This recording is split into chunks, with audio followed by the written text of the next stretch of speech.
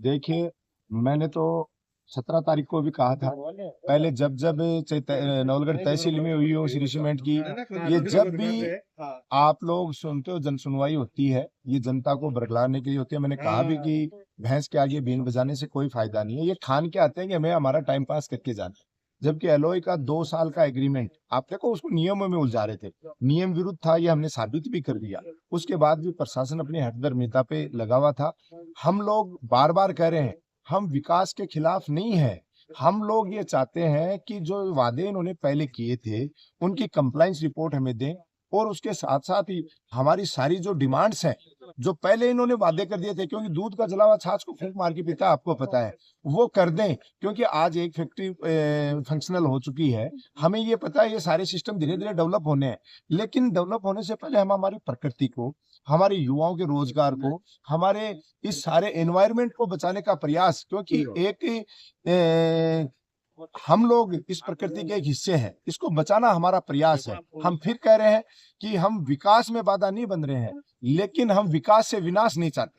हम विनाश के खिलाफ हैं और हमारी विचारधारा की विनाश से कैसे बचा जाए, उन सारी बातों के हम बार-बार इनको सजेशंस भी दे रहे हैं, लेकिन जो लोग अपनी हठधर्मिता पे बढ़े हुए हैं, तो उस बात पे आज हमने इनको ज्ञापन भी दिया है कि इन मांगों पे आप पहले काम कर लीजिए, उसके बाद आप अगला कोई काम कीजिए। सर, प्रशासन को लेके 6 दिन में दूसरी बार प्रेरण लेकर जो जन सुनवाई की गई है, इसको लेकर इतनी जल्दी क्या है कि 6 रोज में 2 सुनवाई? देखिए, प्रशासन दबाव में है।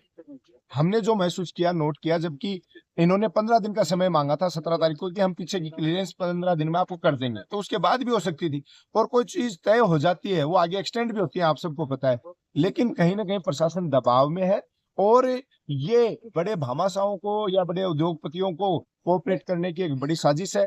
जिस देश को हमारे किसानों ने, हमारे पूर्वजों ने बड़ी मुश्किल से आजाद कराया और एक स्वतंत्र माहौल में सांस लेने की जो आजादी दिलवाई थी, एक तरीके से ये आर्थिक गुलामी के रूप में हमें धीरे-धीरे उस ओर धकेल रहे हैं, जिससे आने वाला समय हमारे और किसान भाइयों के लिए बहुत ही संकट का है। इसीलिए हम आज, आपको पता है, सुबह से आके भूखे तिसाए बैठे रहते हैं और इस विरोध में हमारा विरोध दर्ज कराते हैं। एक सर, जन सुनवाई का कोई टाइम और हो गया था, 2 साल 10 मिनट तक कार्रवाई हुई थी, उसके बाद में क्या हुआ कि फिर दोबारा से? उसके बाद हम विरोध में अड़े रहे। प्रशासन के पास कोई जवाब नहीं था। लगभग आधा घंटे तक जन सुनवाई रुकी रही, लेकिन बाद में किसी रामलाल श्यामलाल का नाम लेकर कोई एक पॉइंट दिखा के कि ये ऐसा नियम है, तो वो हम ही कह रहे हैं कि 3 साल तक डेवलपमेंट करने का काम है, लेकिन जब एनओसी 2 साल की है तो उसके आगे नहीं की जा सकती। लेकिन प्रशासन को तो अपनी फॉर्मेलिटी पूरी करनी थी। हम लोगों ने विरोध दर्ज कराई दिया था कि वो सब चीजें हमें क्लियर किए, और उसके लिए हमने ज्ञापन भी दिया है कि अगर इस तरीके का कोई नियम है तो उसको एक चिट्ठी या हवाला देते हुए एडीएम साहब, झुंझुनू जिला प्रशासन खुद एनजीटी को, केंद्र सरकार को, राज्य सरकार को लिखेगा। कंपनी द्वारा जो भी आंकड़े प्रस्तुत किए जाते हैं वो शायद 10 या 15 साल पुराने रहते हैं। इसमें भूजल जैसे काफी मामले हैं। 99% आंकड़े झूठे हैं। आपको पता है 15 साल पहले क्या स्थितियां थी और आज क्या स्थितियां हैं।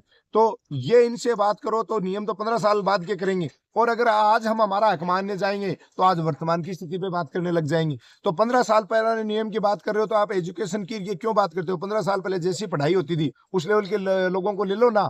फिर ये स्किल का नाम क्यों लाते हैं बीच में? क्योंकि स्किल आज जरूरत होगी आज की, तो आज की जरूरत होगी तो आज की जरूरत के हिसाब से नियम कानून का दे होने चाहिए। यही हमारी मांग है।